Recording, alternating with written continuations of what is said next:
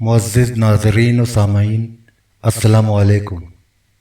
मैं Urdu audio novel channel की जानिब से आज चांगलूस नावल, जिसे पाकिस्तान के अजीम मुसन्निफ शौकत सिद्दीकी साहब के सहरदराज कलम से तहरीर किया गया है कि आखिरी किस्त आपकी खिदमत में पेश कर रहा हूँ। उम्मीद है कि ये नावल आपको पसंद आ गई हो और इसमें दिलचस्पी और शौक़ बरकरार रखने के लिए मैं आप सब अहबाब का तहे दिल से शुक्रिया अदा करता हूँ। तो मुलाहिज़ा कीजिए नावल चांगलूस की आखिरी किस्त।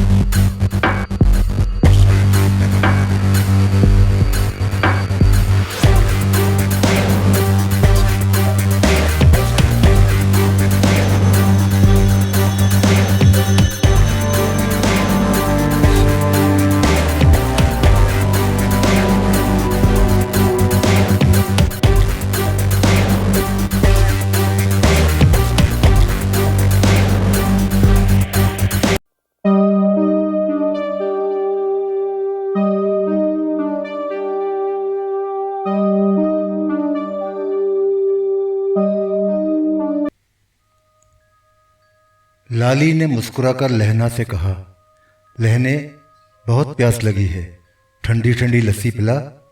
लहना ने मुस्तैदी से जवाब दिया, अभी लाया जी। वो कमरे से बाहर चला गया। लहना ज़रा ही देर बाद लस्सी से भरे हुए 2 गिलास लाया और दोनों के सामने मेज़ पर रख दिए। लाली और इरशाद इलाही लस्सी पीने लगे। लहना ने दरियाफ्त किया, कोई और हुक्म जी? नहीं, अब तू टुट जा, इस दफ़ा इरशाद इलाही बोला। लहना चला गया। दोनों लस्सी पीने लगे। इसी असना में नादिर खान आ गया। उसने कुर्सी पर बैठते हुए माजरत की, माफ़ करना जी, मैं सवेरे नहीं आ सका। रात को शाहजी से मिलने पीरांवाला चला गया था। वहाँ से लौटा तो रात आधी से ज़्यादा गुजर चुकी थी, इसलिए देर से सोकर उठा। उसने कदर तवक्कुफ़ के बाद पूछा, कोई तकलीफ शक्लीफ तो नहीं? वैसे तो बहुत आराम है, पर कपड़े बहुत गंदे हो गए हैं। लाली ने बताया, हम अपने साथ कपड़े लत्ते तो लाए नहीं थे। इधर ठहरने का इरादा तो था नहीं। सोचा था शाहजी से गलबात करके वापस चले जाएंगे, बाद में आराम से आएंगे। कपड़ों की फिक्र ना करें जी, नए कपड़े तैयार हो जाएंगे। हवेली का अपना दर्जी है, मैं उसे भेज दूंगा, वो तीनों के नाप ले लेगा। मैं आज ही शहर जाकर कपड़ा ले आऊँगा। दर्जी से कहूँगा फटाफट कपड़े सी दे, कल शाम तक कपड़े तब्दील करने का बंदोबस्त हो जाएगा। कोई फिक्र की गल नहीं, इरशाद इलाही ने मुस्कुरा कर कहा, एक रोज़ और इन्हीं कपड़ों में गुजारा कर लेंगे। तू शाहजी के पास गया था, तेरे उससे क्या गलबात हुई? लाली ने फौरन वो सवाल उठाया जिसका जवाब जानने के लिए वो गुज़श्ता रात से बेचैन था। वो बहुत मसरूफ़ था। कुछ सरकारी अफसरान उसकी हवेली में ठहरे हैं, उन्हीं के साथ बातों में लगा हुआ था। नादिर खान ने सही सूरत हाल बताने से गुरेज किया, गोल मोल जवाब दिया, तभी तो मुझे उधर इतनी देर हो गई। इसका मतलब तो ये हुआ कि हमारे बारे में तेरी शाहजी से गलबात ही नहीं हुई।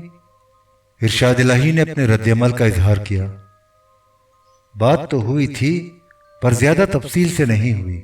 नादिर खान ने मुत्तला किया, शाहजी ने कहा है कि वो तुमसे मिलेगा और आराम से बैठकर गलबात करेगा। तूने क्या अंदाजा लगाया? लाली ने पूछा। उसके लहजे में बेकरारी थी। इरशाद इलाही को जमींदारी देने में कोई झगड़ा टूटा तो नहीं खड़ा करेगा? मुझे तो ऐसा नहीं लगता। नादिर खान ने खुलकर बात ना की, टालने की कोशिश की। वो बहुत बड़ा जागीरदार है, उसकी जिम्मेदारी हजारों एकड़ पर फैली हुई है। ज़राई इस्लाहत के तहत ख़ानदान के सारे ही बंदों में बांटने के बाद भी उसने बहुत ज़्यादा अराजी हुकूमत को दे दी। उसने कदर तामुल के बाद नरम लहजे में कहा, कोटला हरकिशन की जिम्मेदारी तो उसने इसलिए संभाल ली थी कि चौधरी से उसकी बहुत गहरी यारी थी। तब तो चौधरी नूर इलाही के वारिस की हैसियत से उसे इरशाद इलाही को इधर की जिम्मेदारी दे देनी चाहिए। लाली ने कयास आराई की, फिक्र ना करे जी, نادر خان نے دونوں کو اطمینان دلایا، سب کچھ ٹھیک ٹھاک ہی ہوگا، شاہ جی کو جیسے ہی فرصت ملی وہ تم سے ملنے خود ادھر آئے گا، تب تک ادھر آرام سے ٹھہریں، کوئی ضرورت ہو تو مجھے بتا دیں، کپڑے لتے کا بندوبست ہو جائے تو ادھر ٹھہرنے میں کوئی رکاوٹ نہیں۔ لالی نے ایک بار پھر اپنی پریشانی کا اظہار کیا۔ وہ تو جی کل شام تک ہو جائے گا، نادر خان نے یقین دلایا، اس کی بالکل فکر نہ کرے، میں یہاں سے اٹھ کر کپڑا لینے شہر چلا جاؤں گا۔ وہ اٹھ کر کھڑا ہو گیا، دروازے کی جانب بڑھتے ہوئے ٹھٹکا، مڑ کر دونوں کو دیکھا۔ چودھرانی کی دیکھ بھال کے لیے میں نے اپنی گھر والی کو لگا دیا ہے، وہ چودھرانی کو کوئی تکلیف نہیں ہونے دے گی۔ نادر خان باہر چلا گیا۔ نادر خان سے گفتگو کرنے کے بعد لالی اور ارشاد الہی خاصے مطمئن ہو گئے تھے، ان کے چہروں سے مسرت اور شادمانی عیاں تھی، وہ اپنے تاریک ماضی سے نکل کر روشن مستقبل میں داخل ہونے کے سہانے خواب دیکھ رہے تھے۔ حویلی کے پچھواڑے دور تک پھیلا ہوا وسیع میدان تھا جو مویشیوں کی چراگاہ کے طور پر استعمال ہوتا تھا۔ یہ جوا تھا جس میں کیکر اور شیشم کے اکا دکا درخت تھے، خضر و پودوں کی جھاڑیاں تھیں، ہری بھری گھاس تھی، کہیں چھدری کہیں خوب گھنی۔ جوا کے ایک طرف مویشیوں کا باڑا تھا جس کی چار دیواری کا ایک حصہ پچھلی برسات میں گر گیا تھا۔ پہلے اس جگہ اسکول تھا، یہ اسکول جمیلہ نے قائم کیا تھا، اس میں گاؤں کے بچوں کو ابتدائی تعلیم دی جاتی تھی۔ جمیلہ بچوں کو خود پڑھاتی تھی اور اسکول کی دیکھ بھال بھی کرتی تھی، وہ اسے باقاعدہ سرکاری طور پر تسلیم شدہ پرائمری اسکول بنانا چاہتی تھی، مگر جب وہ کوٹلہ ہرکشن چھوڑ کر اپنے بڑے بھائی ہردیال کے ہمراہ سرحد پار چلی گئی تو عرصہ دراز تک اسکول کی عمارت ویران پڑی رہی۔ اسکول بند ہو گیا تھا، رحیم داد نے اسے چلانے میں کوئی دلچسپی نہ لی۔ احسان علی شاہ نے رحیم داد کے قتل کے بعد کوٹلہ ہرکشن کی ذمہ داری اور تمام جائیداد پر قبضہ کیا تو اسکول کو مویشیوں کا باڑا بنا دیا۔ باڑے کی دیوار سے متصل ٹین کی چھت کا سائبان تھا، سائبان کے نیچے رحیم داد مرحوم کی جیپ کھڑی تھی جو اب عام طور پر نادر خان کے استعمال میں رہتی تھی۔ جیپ تو موجود تھی مگر ڈرائیور غائب تھا۔ نادر خان سائبان کے سامنے کھڑا ڈرائیور کا انتظار کر رہا تھا۔ وہ لالی، ارشاد الہی اور اس کی ماں کے نئے لباس سلوانے کے لیے کپڑا لینے شہر جانا چاہتا تھا۔ ڈرائیور تو نہیں آیا، البتہ جوا کے درمیان سے گزرتی ہوئی پگڈنڈی پر لہنا نظر آ رہا تھا، وہ آہستہ آہستہ قدم اٹھاتا ہوا باڑے کی جانب آ رہا تھا۔ لہنا قریب پہنچا تو نادر خان نے حیرت زدہ ہو کر دریافت کیا، لہنے تو مہمان خانے سے ادھر کیسے آ گیا؟ میں تو تجھے دیر سے پنڈ میں ڈھونڈ رہا تھا، اس نے جواب دیا۔ تو مجھے کیوں ڈھونڈ رہا تھا؟ تجھ سے ایک ضروری گل کرنی تھی۔ ایسی کیا گل کرنی تھی جو تو مجھے ڈھونڈتا ہوا یہاں آ گیا؟ نادر خان ہنوز حیرت زدہ تھا۔ یہ جو ارشاد الہی مہمان خانے میں ٹھہرا ہے کیا ادھر کا ذمہ دار بن گیا ہے؟ لہنا نے دریافت کیا۔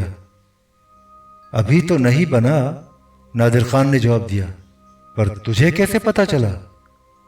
حد ہو گئی جی، لہنا نے تعجب کا اظہار کیا، سارے پنڈ میں چرچا ہے کہ ارشاد الہی پنڈ کا نیا زمیندار ہے، تجھے اب تک پتا نہیں؟ مجھے کچھ پتا نہیں، نادر خان نے بیزاری سے ٹالنے کی کوشش کی۔ تو ارشاد الہی کو کب سے جانتا ہے؟ میں نے تو اسے پہلی بار دیکھا ہے، نادر خان نے ایک بار پھر بیزاری کا اظہار کیا، پر تو ایسی بات کیوں پوچھ رہا ہے؟ مہمان خانے میں جا کر اپنا کام کر، مہمانوں کو آرام پہنچا، انہیں کوئی تکلیف شکلیف نہ ہو۔ وہ تو جی میں کر ہی رہا ہوں، میں تو تجھے یہ بتانے آیا ہوں کہ ارشاد الہی کو میں پہلے سے جانتا ہوں۔ تو اسے پہلے سے جانتا ہے؟ نادر خان نے لہنا کو آنکھیں پھاڑ کر دیکھا، تب تو یہ بھی جانتا ہوگا کہ وہ چودھری نور الہی کا پتر ہے۔ یہ تو جی میں نو پتا نہیں، پر اتنا پتا ہے کہ ارشاد الہی ایک بار پہلے بھی ادھر آ چکا ہے۔ وہ ادھر پہلے بھی آیا تھا؟ کب آیا تھا؟ نادر خان نے لہنا سے پوچھا۔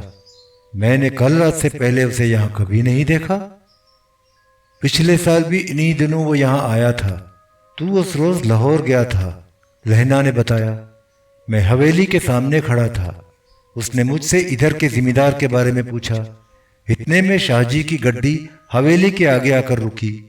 شاہ جی نے ارشاد الہی کو دیکھا۔ اس کے کپڑے لتے گندے اور پھٹے پرانے تھے، سر کے بال بھی گندے تھے، دیکھنے میں بھک منگتا لگتا تھا۔ شاہ جی نے بھی اسے بھک منگتا سمجھا، جیب سے 10 روپے کا نوٹ نکال کر اسے دیا۔ اس نے چپ کر کے نوٹ لے لیا اور بنا کچھ کہے سنے چلا گیا۔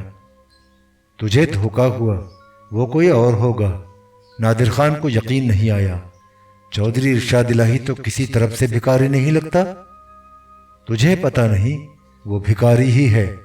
لہنا نے اس دفعہ ذرا جما کے کہا، میں اسے اور اس کی ماں کو اچھی طرح جانتا ہوں، تو اس کے بارے میں کچھ نہیں جانتا۔ نادر خان نے اس کی حوصلہ افزائی نہ کی، ٹھیکے لہجے میں ڈپٹ کر کہا، آگے ایسی گل بات نہ کرنا، جا کر اپنا کام کر۔ ناراض نہ ہو، پہلے میری پوری گل تو سن لے، لہنا نے نرم لہجے میں بتایا۔ میں کوئی غلط گل بات نہیں کر رہا ہوں۔ ارشاد الہی کے یہاں آنے کے کچھ ہی دنوں بعد میں جوین سنگھ والا گیا۔ تینوں پتہ ہے ادھر میرا چاچا رہتا ہے، میں اسی کے پاس گیا تھا۔ میں نے دیکھا بس اسٹاپ پر ارشاد الہی بھیک مانگ رہا تھا، ساتھ میں اس کی ماں بھی تھی۔ وہ ایک درخت کے نیچے چادر بچھائے بیٹھی تھی، دونوں ہی بھیک مانگ رہے تھے۔ نادر خان اس کی باتیں سن کر ششدر رہ گیا۔ اس نے حیران و پریشان ہو کر پوچھا، لہنے تو سچ کہہ رہا ہے؟ بالکل سچ کہہ رہا ہوں جی۔ لہنا نے اسے یقین دلانے کی کوشش کی۔ پچھلے مہینے میں جون سنگھ والا گیا، تب بھی ارشاد الہی اپنی ماں کے ساتھ بس اسٹاپ پر بھیک مانگ رہا تھا۔ اس نے قدر توقف کے بعد کہا، ساتھ میں میرا چاچا بھی تھا، اس نے بھی دونوں کو بھیک مانگتے دیکھا تھا۔ میرے چاچا سے پوچھ لے، میں کل ہی جون سنگھ والا جا کر اسے ادھر لے آؤں گا۔ وہ تو دونوں کو ٹھیک طرح پہچانتا ہے، روز ہی ان کو بھیک مانگتے بس اسٹاپ پر دیکھتا ہے۔ نادر خان نے کچھ نہ کہا، خاموش کھڑا سوچتا رہا۔ اسی اثنا میں سامنے سے ڈرائیور آتا ہوا نظر آیا۔ نادر خان نے مڑ کر لہنا کی جانب دیکھا۔ لہنے، تو جا کر مہمان خانے میں اپنا کام کر، مہمانوں کو پہلے کی طرح آرام سے رکھ۔ ارشاد الہی اور اس کی ماں کو بالکل پتہ نہ چلے کہ تو ان کو جانتا ہے، اور کسی سے بھی ان کے بارے میں کچھ نہ کہنا۔ تینوں مہمان خانے نہیں جانا؟ لہنا نے پوچھا۔ پہلے شہر جانے کا ارادہ تھا، پر اب شاہ جی کے پاس پیرا والا جاؤں گا، نادر خان نے جواب دیا۔ اس کے چہرے پر گہری سنجیدگی چھائی تھی۔ ڈرائیور اب قریب آ چکا تھا۔ لہنا نے مزید بات چیت نہیں کی، خاموشی سے مڑا اور آگے بڑھ گیا۔ دن ڈھل رہا تھا، سائے طویل ہوتے جا رہے تھے، دھوپ کی چمک دمک ماند پڑ گئی تھی۔ کلثوم بی بی مہمان خانے میں واپس آئی۔ لالی اور ارشاد الہی کمرے میں بیٹھے اس کا انتظار کر رہے تھے۔ کلثوم بی بی کا دل حویلی میں ایسا لگا کہ دوپہر کا کھانا بھی وہیں کھایا۔ کھانے سے فارغ ہونے کے بعد اس نے صحن میں چارپائی ڈلوائی، اجلا بستر لگوایا اور ٹانگیں پسار کر اطمینان سے لیٹ گئی۔ دھوپ کی ہلکی ہلکی حدت سے اسے بہت سکون ملا۔ ایک نوکرانی اس کے قریب بیٹھ گئی اور آہستہ آہستہ کمر اور پنڈلیاں دبانے لگی۔ عرصہ دراز بعد اسے اتنی آسائش نصیب ہوئی تھی، ایسا آرام ملا کہ آنکھ لگ گئی۔ وہ دیر تک سوتی رہی۔ آخر جنت نے ہولے ہولے جھنجھوڑ کر اسے جگایا۔ درزی کپڑوں کے ناپ لینے آیا تھا۔ لالی اور ارشاد الہی کے ناپ وہ مہمان خانے میں جا کر پہلے ہی لے چکا تھا۔ جنت نے کلثوم بی بی کی ناپ لے کر درزی کو بتا دی، ساتھ ہی تاکید کی کہ جلد سے جلد کپڑے تیار کر دے۔ کلثوم بی بی کمرے میں پہنچ کر اطمینان سے کرسی پر بیٹھ گئی تو لالی نے شکوہ کیا، بیبے تو حویلی میں جا کر ایسی بیٹھی کہ دوپہر کی روٹی کھانے بھی ادھر نہ آئی۔ وہ زیر لب مسکرایا، لگتا ہے حویلی تجھے بہت پسند آئی۔ ہاں جی، بہت پسند آئی۔ کلثوم بی بی کے چہرے پر خوشی جھلکنے لگی۔ بہت شاندار ہے، بالکل محل لگتی ہے۔ یہ بڑے بڑے کمرے، ایک نہیں کئی ہیں۔ ہر کمرے میں کپڑے لتے رکھنے کے لیے الماریاں، میزیں، کرسیاں، اونچی اونچی منجیاں، ان پر اجلے اجلے بستر لگے ہوئے، کیا نہیں ہے؟ اس نے قدر توقف کے بعد بتایا، میں نے تو اپنے لیے ایک کمرہ پسند بھی کر لیا ہے۔ نوکرانیاں کیسی ہیں؟ ارشاد الہی نے دریافت کیا۔ مریم تو ٹھیک ٹھاک لگتی ہے، دیر تک بیٹھی میری کمر دباتی رہی۔ कुलसूम बीबी ने नफरत से मुंह बिगाड़ा। दूसरी तो एकदम हड हराम लगती है। मरियम के सिवा सबको निकालकर दूसरी नौकरानियां लगाऊंगी। अम्मा, तूने किसी नौकरानी से झगड़ा तो नहीं किया? इरशाद इलाही ने मुस्कुराकर उसे छेड़ा। तेरा गुस्सा बहुत खराब है। वे मैं पागल हूं? कुलसूम बीबी ने तीखे लहजे में कहा। अभी तो चुप करके सबको देखती रही। जिम्मेदारी अपने पास आ जाए तब उनसे पूछूंगी।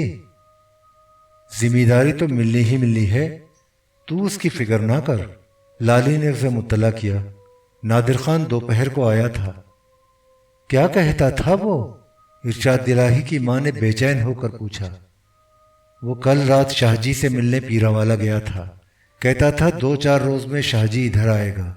फिक्र करने की जरूरत नहीं, सब कुछ ठीक ठाक हो जाएगा। लाली ने कुलसूम बीबी को बताया।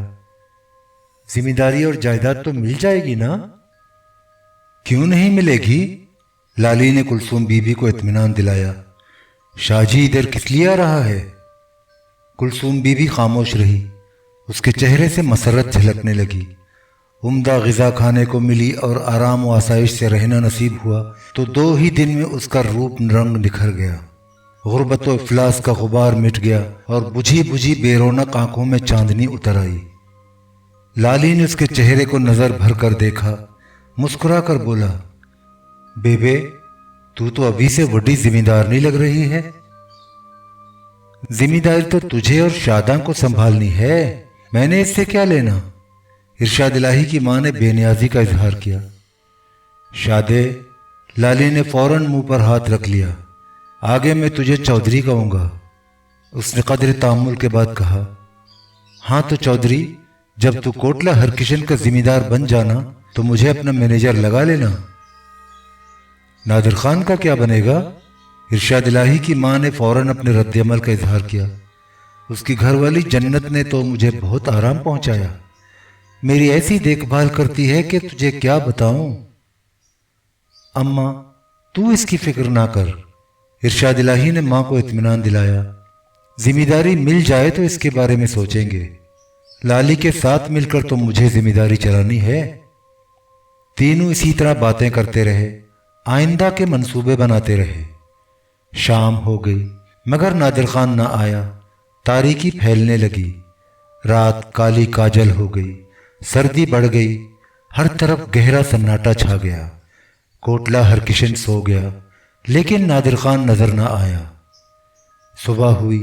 कुलसूम बीबी नाश्ते से फारिग होते ही हवेली में चली गई। लाली और इरशाद इलाही के लिबास इतने मैले कुचैले हो गए थे कि मेहमान खाने से बाहर जाते हुए उन्हें आर महसूस हुआ। उन्होंने सहन में कुर्सियां डलवाईं और धूप में बैठे बातें करते रहे। दोनों की हजामत भी बढ़ गई थी। लाली ने लहना को बुलाया, उससे दरियाफ्त किया, लहने, हवेली का दर्जी है तो नाई भी होगा? क्यों नहीं है जी, बिल्कुल है, लहना ने जवाब दिया, पर वो कल शाम से जीवन शाह गया हुआ है। ये जीवन शाह किधर है? इस दफा इरशाद इलाही ने दरियाफ्त किया। आरिफ वाला रोड पर है जी, उधर उसकी बहन है, उसे मिलने गया है, लहना ने बताया। कल आया तो शाम को जरूर वापस आ जाएगा। इधर और कोई नाईशाई नहीं है? लाली ने हाथ से रुखसार सहलाते हुए कहा। दाढ़ी बनवानी है, बहुत बढ़ गई है, सर के बाल भी कटवाने हैं। लहना ने मुस्तैदी का मुजाहिरा किया। फिक्र ना करे जी, मैं पिंड के नाई सेना को लेकर आता हूं। सेना बहुत होशियार नाई है। लहना चला गया। दोपहर को खाना लेकर आया तो लाली ने नाई के बारे में पूछा। लहना ने नजरें झुकाकर कहा, सेना तो जी बीमार है, उसे बुखार है, ठीक हो गया तो कल बुला लाऊंगा। लाली ने कुछ न कहा, खामोशी से खाना खाने लगा। कई रोज गुजर गए, लेकिन नादिर खान नजर न आया। न जन्नत को उसके बारे में कुछ मालूम था, न लहना को। बार बार पूछने पर भी दोनों ने लाइल्मी का इजहार किया। लाली और इरशाद इलाही सख्त परेशान थे। उनके लिबास पिछले 5 रोज में बहुत मैले कुचैले हो गए थे। हजामत भी बहुत बढ़ गई थी। अभी तक न हवेली का नाई जीवन शाह से वापस आया था और न गांव के नाई सेना का बुखार उतरा था। कुछ तो सर्दी के बायस اور کچھ اجلا لباس نہ ہونے کے سبب دونوں غسل بھی نہ کر سکے تھے۔ وہ کوٹلہ ہرکشن میں زمیندارانہ کروفر اور آن بان سے داخل ہوئے تھے، اب اپنی پرانی جون میں آ گئے تھے۔ وضاقتہ سے کسی بھٹے کے جمعدار معلوم ہوتے تھے۔ جمعرات کی شام تھی۔ لالی اور ارشاد الہی کمرے میں بیٹھے نادر خان کا بے چینی سے انتظار کر رہے تھے۔ باہر کوہر کا ہلکا نیلگوں دھندلکا پھیلتا جا رہا تھا۔ سردی بڑھ گئی تھی۔ ارشاد الہی کی ماں بھی کمرے میں موجود تھی۔ اسے کچھ زیادہ ہی سردی محسوس ہو رہی تھی۔ وہ رضائی اوڑھے پلنگ پر دو تکیوں کے سہارے بیٹھی تھی۔ نادر خان کدھر چلا گیا؟ ارشاد الہی کی ماں نے بے چین ہو کر پہلو بدلا۔ اب تک واپس کیوں نہیں آیا؟ پتہ نہیں کدھر چلا گیا، کسی کو بتا کر بھی نہیں گیا۔ لالی نے اسے بتایا، لگتا ہے شاہ جی کے پاس گیا ہے، اس نے روک لیا ہوگا۔ ایسا ہی لگتا ہے۔ ارشاد الہی نے بھی اس کی تائید کی، ورنہ وہ اب تک ضرور آ جاتا۔ اسے گئے ہوئے کئی روز ہو گئے۔ نادر خان کے بارے میں تینوں کئی روز سے ایسی ہی قیاس آرائیاں کر رہے تھے۔ لالی کچھ کہنے ہی والا تھا کہ یکایک مہمان خانے کے باہر جیپ کے ہارن کی تیز آواز شام کے سناٹے میں ابھری۔ ہارن کی آواز سنتے ہی لہنا اپنی کوٹھری سے نکلا اور بیرونی دروازہ کھول کر باہر چلا گیا۔ ارشاد الہی نے لالی سے کہا، معلوم ہوتا ہے نادر خان واپس آ گیا۔ ہو سکتا ہے احسان علی شاہ بھی اس کے ساتھ ہی آیا ہو۔ لالی نے ارشاد الہی کے خیال سے اتفاق کیا۔ اپنی لوئی کھول کر دوبارہ جسم کے گرد لپیٹی اور کرسی پر سنبھل کر بیٹھ گیا۔ ارشاد الہی بھی اپنی لوئی درست کرنے لگا۔ لہنا اندھیرے سے نکل کر دروازے کی دہلیز پر نمودار ہوا۔ لیمپ کی روشنی میں اس کے چہرے پر چھائی ہوئی پریشانی صاف نظر آ رہی تھی۔ اس نے گھبرائے ہوئے لہجے میں بتایا، پولیسیے آئے ہیں۔ لالی نے حیران و پریشان ہو کر پوچھا، پولیس والے یہاں کیوں آئے ہیں؟ ارشاد الہی بھی گھبرا گیا۔ پتہ نہیں جی کیوں آئے ہیں، لہنا نے بتایا، دونوں کو باہر بلاتے ہیں۔ لالی چند لمحے دم بخود بیٹھا رہا، پھر اس نے میز پر رکھی ہوئی اپنی اونچے تغرے کی پگ اٹھا کر سر پر رکھی اور اٹھ کر کھڑا ہو گیا۔ اس نے مڑ کر ارشاد الہی کو دیکھا، شادے تو بھی میرے ساتھ آ۔ ارشاد الہی نے بھی اپنی پگ اٹھا کر سر پر رکھی اور لوئی سنبھالتا ہوا اٹھ کر کھڑا ہو گیا۔ لالی آگے بڑھا، ارشاد الہی اس کے پیچھے پیچھے چلا۔ دونوں کمرے سے نکل کر صحن میں پہنچے اور مہمان خانے سے باہر چلے گئے۔ انہوں نے حیرت زدہ نظروں سے دیکھا، دھندلی دھندلی کوہر میں لپٹے ہوئے 5 پولیس والے سامنے کھڑے تھے۔ 2 پولیس کی یونیفارم میں تھے اور 3 سادہ لباس میں تھے۔ ان کے عقب میں 2 جیپیں کھڑی تھیں۔ دونوں میں لالی کون ہے؟ ایک پولیس والے نے پوچھا جو ہیڈ کانسٹیبل معلوم ہوتا تھا۔ لالی نے آگے بڑھ کر بتایا، میرا نام جی لالی ہے۔ اس نے نظریں اٹھا کر دریافت کیا، کیسے آنا ہوا جی؟ اندر جا کر بیٹھ جا۔ ہیڈ کانسٹیبل نے ہاتھ اٹھا کر ایک جیپ کی طرف اشارہ کیا۔ کہاں جانا ہے؟ لالی اپنی جگہ پر کھڑا رہا، آگے نہیں بڑھا۔ تھانے چلنا ہے۔ تھانے کیوں چلنا ہے؟ یہ وہیں پہنچ کر پتہ چل جائے گا۔ مجھے تھانے کیوں لے جا رہے ہو؟ میں نے کوئی جرم کیا ہے؟ لالی جرح کرنے لگا، میرے خلاف کوئی وارنٹ شرنٹ ہے؟ اوے بکواس نہ کر، ہیڈ کانسٹیبل نے ڈپٹ کر کہا اور جھپٹ کر لالی کے منہ پر زور کا تھپڑ مارا۔ اس نے پلٹ کر قریب کھڑے ہوئے کانسٹیبل کی جانب دیکھا۔ فضل الدین، اسے جیپ میں بٹھا، لیکن پہلے اس کی تھوڑی گرمی اتار دے، بہت قانون چھانٹتا ہے۔ لالی تھپڑ کھا کر سنبھلنے بھی نہ پایا تھا کہ فضل الدین نے بڑھ کر لالی کی گردن دبوچی، زور سے دھکا دیا اور پینترا بدل کر ایسی کراری لات ماری کہ لالی لڑکھڑا کر گرا اور دور تک لڑکتا چلا گیا۔ اس کی اونچے ترے کی پگ بھی ایک طرف جا کر گری۔ 2 کانسٹیبلوں نے اسے اٹھایا اور دھکے دیتے ہوئے جیپ کے قریب لے گئے۔ یہ رحیم داد مرحوم کی جیپ تھی جسے لالی پہلے بھی دیکھ چکا تھا۔ دونوں کانسٹیبلوں نے لالی کو پچھلی نشست پر بٹھا دیا۔ ایک کانسٹیبل اس کے ساتھ ہی بیٹھ گیا۔ ارشاد الہی سہما ہوا کھڑا تھا اور لالی کی تذلیل ہوتے ہوئے دیکھ رہا تھا۔ ہیڈ کانسٹیبل نے اسے قہرآلود نظروں سے دیکھا۔ وے تو کیوں کھڑا ہے؟ تینوں تھانے نہیں جانا؟ وہ ایک بار پھر فضل الدین کی جانب متوجہ ہوا۔ اس کے بھی ٹھڈ لگا، کیسا شان سے اکھڑا کھڑا ہے۔ فضل الدین نے فرض شناسی کا ثبوت دیتے ہوئے زور زور سے 2 لاتیں ایسی ماری کہ ارشاد الہی ڈگمگا کر گرا، اٹھا اور پھر گرا۔ اس کی اونچے ترے کی پگ بھی قریب کی ایک جھاڑی میں جا کر گری۔ اسے بھی دھکے دے کر دوسری جیپ میں پچھلی نشست پر بٹھا دیا گیا۔ یہ احسان علی شاہ کی جیپ تھی اور ڈرائیور بھی اسی کا تھا۔ لالی اور ارشاد الہی جیپوں میں بٹھا دیے گئے تو ایک کانسٹیبل مہمان خانے میں گیا۔ واپس آیا تو ارشاد الہی کی ماں کلثوم بی بی اس کے ہمراہ تھی۔ وہ اس قدر حواس باختہ تھی کہ کئی بار ٹھوکر کھا کر گری۔ وہ اس وقت کچھ زیادہ ہی لنگڑا کر چل رہی تھی۔ اسے ارشاد الہی کے ساتھ بٹھا دیا گیا۔ ایک کانسٹیبل بھی دونوں کے ساتھ بیٹھ گیا، دوسرا آگے کی نشست پر ڈرائیور کے قریب بیٹھا تھا۔ ہیڈ کانسٹیبل 2 کانسٹیبلوں کے ساتھ اس جیپ میں بیٹھ گیا جس میں لالی موجود تھا۔ ڈرائیوروں نے انجن اسٹارٹ کیے، دونوں جیپیں آگے بڑھیں۔ لہنا مہمان خانے کے دروازے پر سہما ہوا کھڑا تھا اور جیپوں کو جاتے ہوئے دیکھ رہا تھا جو آن کی آن میں کوہر کے دھندلکے میں اجھل ہو گئی۔ حوالات میں اندھیرا تھا، سیلن تھی اور سخت بدبو پھیلی ہوئی تھی۔ لالی، ارشاد الہی اور اس کی ماں تینوں دیوار سے لگے سکڑے سکڑائے ٹھنڈے فرش پر لیٹے تھے اور سردی سے کپکپا رہے تھے۔ ان کے علاوہ حوالات میں 2 ملزم اور بھی تھے، وہ قتل کے الزام میں گرفتار کر کے لائے گئے تھے۔ ارشاد الہی کی ماں جب لالی اور ارشاد الہی کے ساتھ حوالات میں داخل ہوئی تو اس قدر خوف زدہ تھی کہ بت بنی خاموش بیٹھی رہی۔ کبھی گھبرا کر پھٹی پھٹی آنکھوں سے لالی کو دیکھتی، کبھی ارشاد الہی کو۔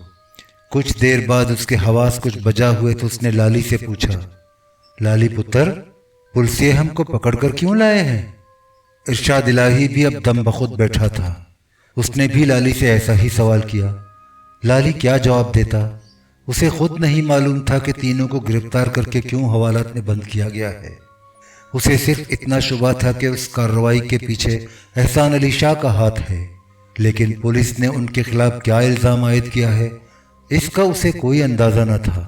مگر اس نے اپنے شبے کا ارشاد الہی اور اس کی ماں سے مطلق اظہار نہ کیا، صرف اتنا کہا، پتہ نہیں پولیس نے ہم کو کیوں پکڑا ہے، سمجھ نہیں آتی ایسی کارروائی ہمارے خلاف کیوں کی گئی، صبح ہونے پر ہی پتہ چل سکے گا۔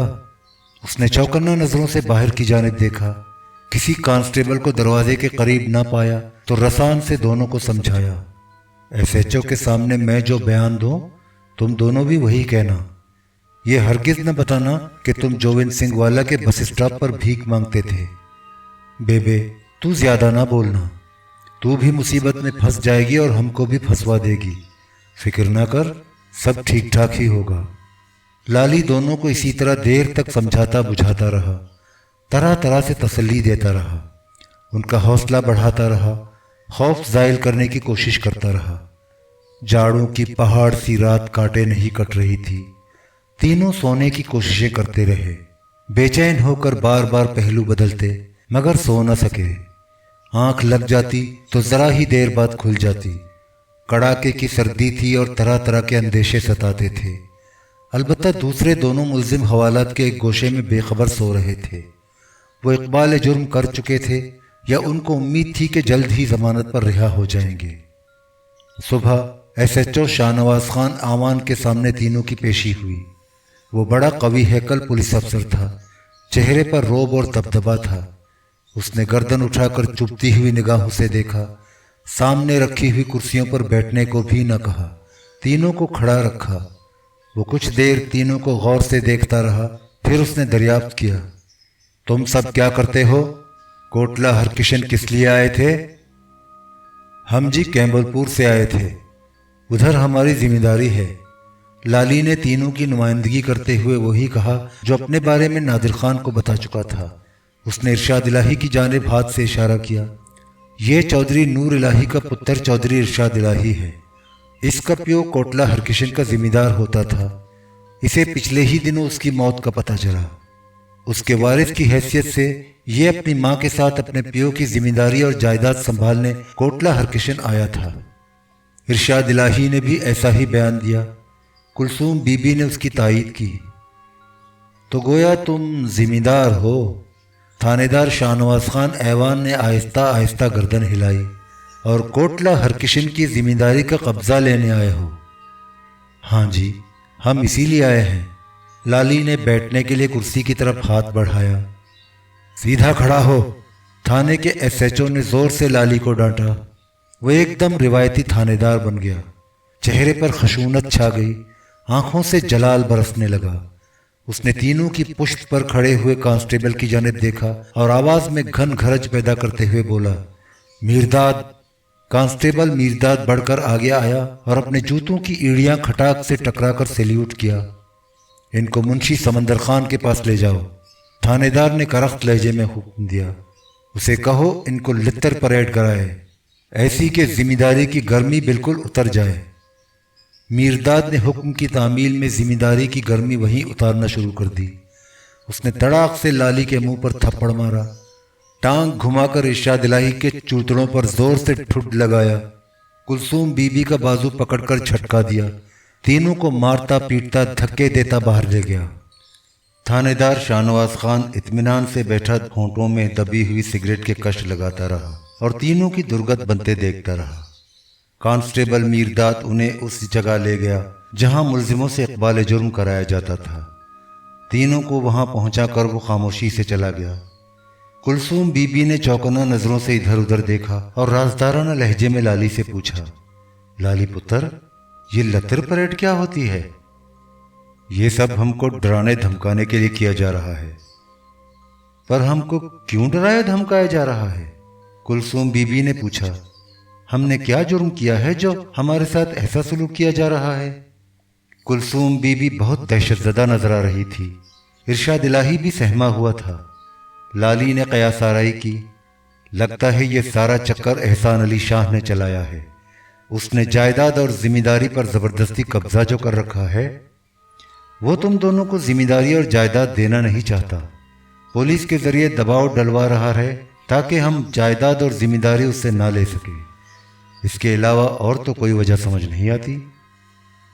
मुझे तो जिम्मेदारी और जायदाद मिलती मिलाती मालूम नहीं होती, कुलसूम बीबी ने बुझे हुए लहजे में कहा। बेबे, हौसले से काम ले। जिम्मेदारी और जायदाद सब कुछ तुम दोनों को मिलेगी और जरूर मिलेगी। तुम्हारा इस पर कानूनी हक बनता है। लाली ने उसकी हिम्मत बंधाई, साथ ही एक बार फिर खबरदार किया, पर बेबे तू बिल्कुल वही कहना जो मैंने कहा है। घबराना नहीं, सब ठीक ही होगा। उसने मुड़कर इरशाद इलाही की जानिब देखा। शादे, तू भी हौसला रख, डरना शरना नहीं। सच्ची बात यह है, मगर वो सच्ची बात बता ना सका। मीरदाद वापस आ गया। उसके हमरा 7 कांस्टेबल और थे। उनमें मुंशी समंदर खान भी शामिल था। उसका चेहरा गेंडे की तरह भद्दा और खौफनाक था। जिस्म मजबूत था, दूसरे भी हट्टे कट्टे और लहीम शहीम थे। मीरदाद ने लाली, इरशाद इलाही और उसकी मां की तरफ हाथ से इशारा करते हुए समंदर खान को बताया, ये रहे जी मुलजिमान, धोखादही और 420 के इल्जाम में कोटला हरकिशन से गिरफ्तार करके लाए गए हैं। हवालदार जी, हमने न कोई 420 की है और न किसी को धोखा दिया है। लाली ने मुंशी समंदर खान को मुखातिब करते हुए सफाई पेश की। हमारे खिलाफ ये बिल्कुल गलत और झूठा इल्जाम है। हम तो कोटला हरकिशन। बकवास न कर, मुंशी ने लाली को गुस्से से झिड़क दिया। आगे बोलने का मौका न दिया। मुझे पता है तुम कोटला हरकिशन किस लिए आए थे। उसने मुड़कर करीब खड़े हुए कांस्टेबल की जानिब देखा। ले आए नो 76। एक कांस्टेबल बढ़कर उसके करीब पहुंच गया। उसके हाथ में ट्यूबवेल के पट्टे के 2 टुकड़े दबे हुए थे, जिनमें से हर एक लगभग 2 फीट लंबा था। ये छितर थे। उनको लित्तर भी कहा जाता है। लाली से छितर पहले भी देख चुका था और ये भी अच्छी तरह जानता था कि थाने में मुलजिमों के खिलाफ उनसे क्या काम लिया जाता है। उसने खौफजदा होकर समंदर खान को एक बार फिर मुखातिब किया। हवालदार, मेरी गल तो सुन। समंदर खान ने उसकी बात सुनी अनसुनी करते हुए कांस्टेबलों से कहा, इन दोनों को छितर परेड के लिए तैयार करो। उसने लाली और इरशाद इलाही की जानिब हाथ उठाकर इशारा किया। लाली ने बार बार एहतिजाज किया, सफाई पेश करने की कोशिश की, मगर बात सुनने के बजाय थप्पड़ों और लातों से उसे खामोश कर दिया गया। कांस्टेबलों ने दोनों के कपड़े उतारे और मादरजात बरहना कर दिया। कुलसूम बीबी एक गोशे में दहशतज़दा बैठी थी। उसने लाली और अपने जवान बेटे को इस आलम में देखा तो बदहवास होकर अपना मुंह चादर से छुपा लिया। दोनों को बरहना करके फर्श पर औंधे मुंह लिटा दिया गया। 4 कांस्टेबल लाली और इरशाद इलाही का एक एक हाथ दबाकर बाजुओं पर बैठ गए। एक कांस्टेबल लाली की दोनों टांगें जोड़कर पिंडलियों पर इस तरह बैठ गया कि दोनों पैर उसके मजबूत हाथों के शिकंजे में जकड़े हुए थे। इरशाद इलाही की टांगें दबोचकर इसी तरह एक और कांस्टेबल बैठ गया। कांस्टेबलों ने दोनों को इस तरह बेबस कर दिया था कि वो अपने जिस्मों को बिल्कुल न हिला सकते थे। जब दोनों कांस्टेबलों ने लाली और इरशाद इलाही को बिल्कुल बेबस और मजबूर कर दिया तो समंदर खान आगे बढ़ा और लाली के करीब पहुंचा। उसके एक हाथ में छितर दबा था, दूसरा छितर मीरदाद के हाथ में था। वो बढ़कर इरशाद इलाही के करीब पहुंच गया। समंदर खान और मीरदाद हाथ घुमा घुमा कर लाली और इरशाद इलाही की कमर और चूतड़ों पर सड़ाक सड़ाक छितर मारने लगे। लाली के लिए ये नया तजर्बा न था। वो थानों के अंदर पुलिस के हाथों कई बार छितरों की मार खा चुका था। ईंटों के भट्टों पर भी जमादार और कारिंदों के हाथों इसी तरह पिट चुका था।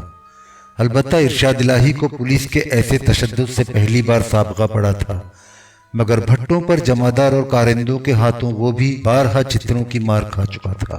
लिहाजा दोनों ने न दुहाई दी और न वावेला किया, खामोशी से मार खाते रहे। सिर्फ दांतों को भेंचकर सिसकियों की सी आवाजें मुंह से निकालते और तकलीफ से बेकरार होकर इधर उधर पहलू बदलने की कोशिश करते। इरशाद इलाही की मां ने कुछ देर तो जब्त किया, सहमी हुई बैठी रही और बेटे पर होते हुए जुल्म व सितम को देखती रही। बेबसी से आंसू बहाती रही। आखिर उसके सब्र का बंधन टूट गया। बेकरार होकर गिड़गिड़ाने लगी, वे इसे ना मार, इसे टीबी है, इसे बुखार रहता है, खांसी के साथ खून आता है, ये मर जाएगा। वे बकवास ना कर, कांस्टेबल मीरदाद ने आंखें निकालकर उसे डांटा।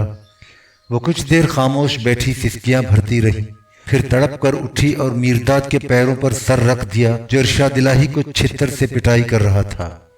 उसने झुंझला कर कुलसूम बीबी की कमर और पीठ पर ठोकरें मारी, गुस्से से धुतकारा, गालियां दी, बाल पकड़कर अलहदा करना चाहा, लेकिन उसने पैर न छोड़े। मीरदाद कुछ ढीला पड़ गया, मारते मारते थक भी गया था। उसने मुड़कर हवालदार समंदर खान की जानिब देखा। बहुत हो गया, इतना काफी है इसके लिए। समंदर खान बढ़कर करीब पहुंचा, ठोकर मारकर इरशाद इलाही को हुक्म दिया, खड़ा हो जा। इरशाद इलाही उठकर खड़ा हो गया।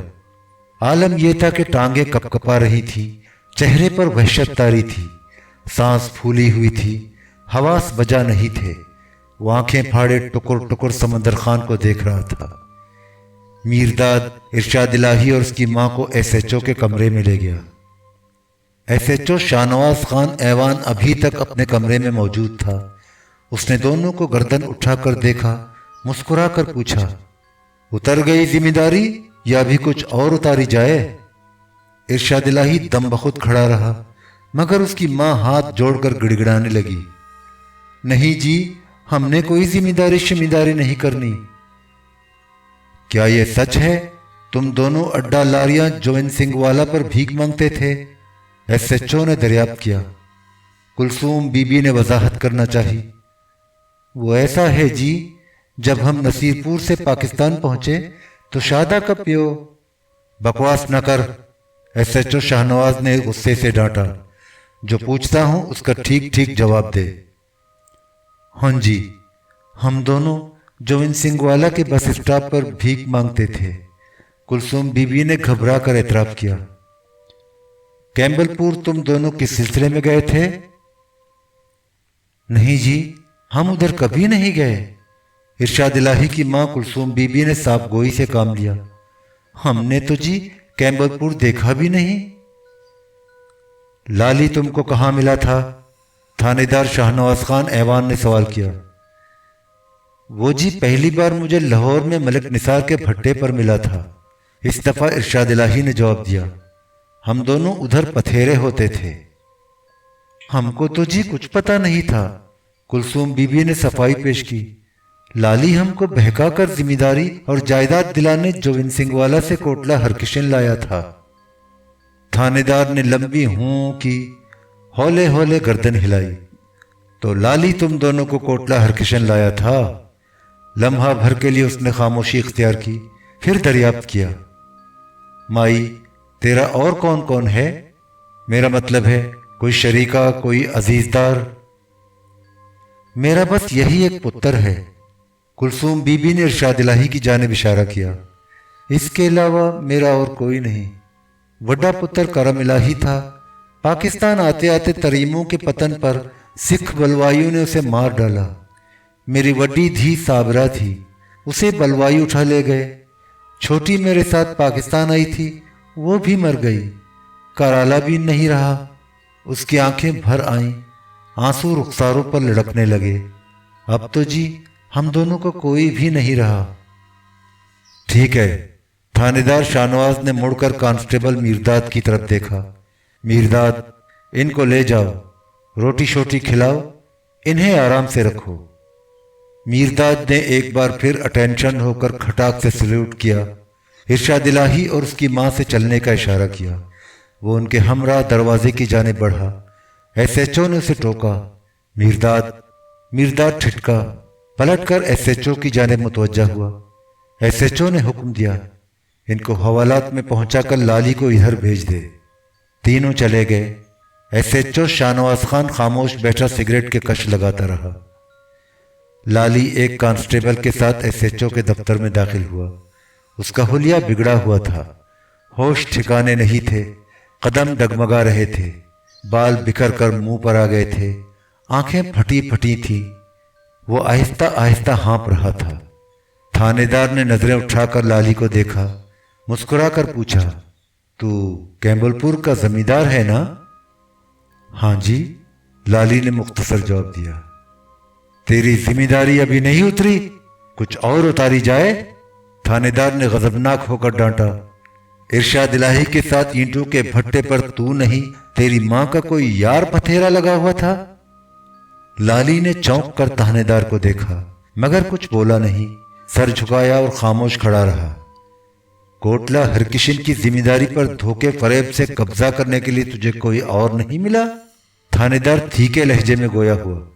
اڈا لاریاں جوئن سنگھ والا پر بھیک مانگنے والے یہ دونوں بھکاری ہی تجھے ملے؟ لالی سمجھ گیا کہ سارا کھیل بگڑ گیا۔ ارشاد الہی اور اس کی ماں نے سب کچھ اگل دیا، اب مزید کچھ کہنے کی گنجائش نہیں تھی۔ اس نے پسپائی اختیار کی، عاجزی سے بولا، غلطی ہو گئی جی۔ سوال یہ ہے کہ تو نے یہ خطرناک کھیل کیوں کھیلا؟ تھانے دار شاہنواز خان نے زور دے کر پوچھا۔ سچ سچ بتا، تو نے ایسا کیوں کیا؟ کس لیے کیا؟ اس نے قہرآلود نظروں سے لالی کو دیکھا۔ جھوٹ بولا تو منجی چڑھاؤں گا، رولر پھروا دوں گا، الٹا لٹکا کر چمڑی ادھیڑ ڈالوں گا، ایسی مار لگاؤں گا کہ ساری زندگی یاد رکھے گا۔ میں نے جی جھوٹ نہیں بولنا، سب کچھ سچ سچ بتا دوں گا۔ لالی نے گڑ گڑا کر صفائی پیش کی۔ یہ ٹھیک ہے جی، ارشاد الہی اور اس کی ماں جون سنگھ والا کے بس اسٹاپ پر بھیک مانگتے تھے، پر یہ بالکل سچ ہے۔ ارشاد الہی کوٹلہ ہرکشن کے ذمہ دار چودھری نور الہی مرحوم کا پتر ہے اور اس کی ماں چودھری کی بیوہ ہے، دونوں اس کے جائیداد کے اصلی وارث ہیں۔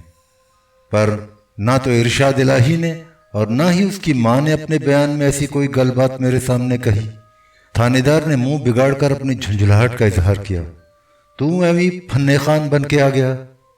لالی مروب نہ ہوا، اس نے نڈر ہو کر کہا، دونوں نے تیرے سامنے ڈر کے مارے ایسی گل بات نہیں کہی، پر وہ عدالت میں جا کر یہی کہیں گے جو میں نے تجھے بتایا۔ یہ تو چودھری نور الہی کے کلیم کے کاغذات سے ثابت ہو جائے گا کہ اس کا وارث کون ہے۔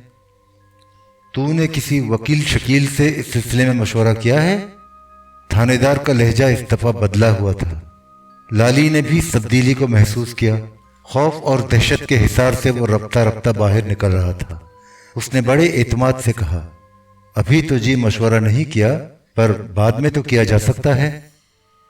جو تیرا جی کرے ضرور کرنا، یہ تیرا اور ارشاد الہی کا معاملہ ہے، مجھے اس سے کچھ نہیں لینا۔ تھانے دار نے اپنی غیر جانبداری کا مظاہرہ کرنے کی کوشش کی، پر مجھے جو تفتیش کرنی ہے وہ تو کرنی ہی کرنی ہے۔ اس سلسلے میں تجھ سے بعد میں گل بات کروں گا۔ اٹھ کر کھڑا ہو گیا۔ لالی کی جانب ہاتھ اٹھاتے ہوئے کانسٹیبل کو ہدایت کی، اسے لے جا، حوالات میں بند کر دے۔ S H O Shahnawaz Khan Awan نے اپنی ٹوپی اٹھا کر سر پر رکھی اور دفتر سے چلا گیا۔ اس کے جانے کے بعد کانسٹیبل نے مڑ کر لالی کی طرف دیکھا، اپنے ساتھ آنے کا اشارہ کیا۔ کانسٹیبل دروازے کی جانب بڑھا، لالی اس کے پیچھے پیچھے چلا۔ شام کو احسان علی شاہ کی جیپ تھانے کے باہر آ کر رکی۔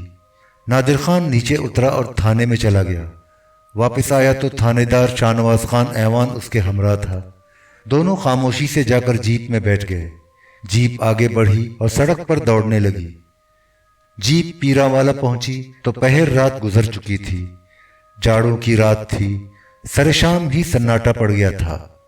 تھانے دار اور نادر خان جیپ سے باہر نکلے، حویلی کے مہمان خانے میں پہنچے۔ آتش دان میں انگارے دہک رہے تھے۔ احسان شاہ آتش دان کے قریب بیٹھا تھا۔ وہ تھانے دار کا انتظار ہی کر رہا تھا۔ اسے دیکھتے ہی اٹھا، گرم جوشی سے بغل گیر ہوا، تھانے دار کو صوفے پر بٹھایا۔ احسان علی شاہ کا مینیجر مہربان علی بھی کمرے میں موجود تھا۔ نادر خان بھی اس کے نزدیک ہی بیٹھ گیا۔ دونوں خاموش تھے۔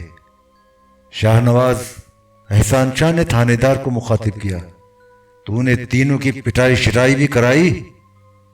وہ تو جی کرانی ہی تھی، تھانے دار نے جواب دیا۔ اس کے بغیر کام کیسے چلتا؟ انہوں نے کچھ کام کی گل بات بتائی؟ احسان شاہ نے دریافت کیا۔ زیادہ ٹارچر کرنے کی ضرورت ہی نہیں پڑی، تینوں نے اپنے بارے میں سب کچھ صاف صاف بتا دیا۔ تھانے دار نے احسان شاہ کو مطلع کیا۔ نادر خان کی اطلاع بالکل درست ہے۔ ارشاد الہی اور اس کی ماں اڈا لاریاں جوون سنگھ والا پر بھیک مانگتے تھے۔ انہوں نے اس کا اعتراف بھی کر لیا، پر تجھے یہ پتہ نہیں ارشاد الہی پہلے پتھیرا تھا، لالی بھی پتھیرا رہ چکا ہے۔ دونوں ایک ہی بھٹے پر کام کرتے تھے، وہیں دونوں میں میل جول پیدا ہوا۔ لالی پتھیرا رہ چکا ہے؟ نادر خان نے حیرت سے تھانے دار کو دیکھا۔ وہ تو خود کو کیمبل پور کا ذمہ دار بتاتا تھا۔ کوٹلہ ہرکشن میں اس شان سے آیا تھا کہ میں تو اسے ذمہ دار ہی سمجھا۔